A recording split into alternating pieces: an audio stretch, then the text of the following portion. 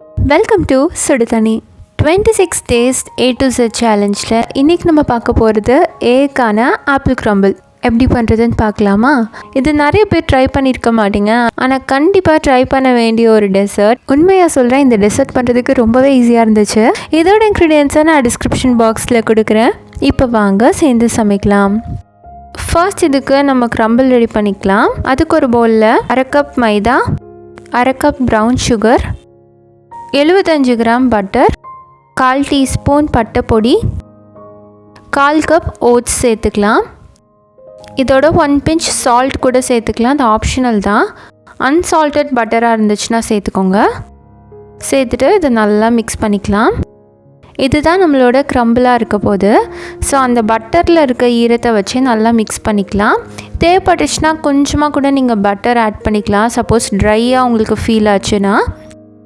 பிடிக்கும் போது ட்ரையாக இல்லாமல் இருக்கணும், உதிரக்கூடாது. ஸோ இந்த மாதிரி ரெடி பண்ணி வச்சுக்கோங்க. அடுத்து நான் இன்றைக்கி 2 ஆப்பிள் எடுத்திருக்கேன். இதோட தோலெல்லாம் எடுத்துகிட்டு குட்டி குட்டியாக கட் பண்ணிக்கலாம்.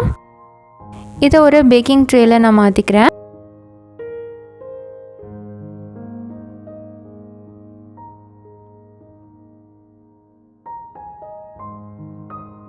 இது கூட 1/4 டீஸ்பூன் பட்டை பொடி, 3 டேபிள் ஸ்பூன் ப்ரௌன் சுகர், ஜாதிக்காய் கொஞ்சோண்டு துருவி போட்டுக்கிறேன். இது ஆப்ஷனல் தான், இருந்தால் சேர்த்துக்கோங்க, ஆனால் ஃப்ளேவர்ஸ் நல்லாயிருக்கும்.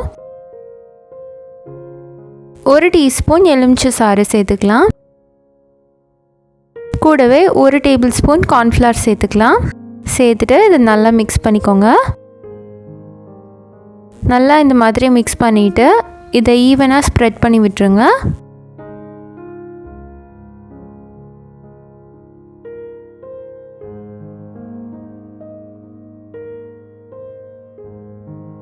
இப்போ இதுக்கு மேலே நம்ம பண்ணி வச்சுருக்க க்ரம்பிளை ஆட் பண்ணிக்கலாம்.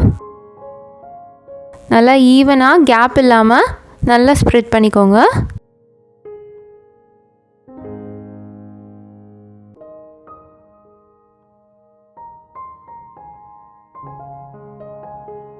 இது ப்ரீ ஹீட்டட் அவனில் 180 டிகிரி செல்சியஸில் ஒரு 30 to 40 மினிட்ஸ் பேக் பண்ணி எடுத்துக்கோங்க.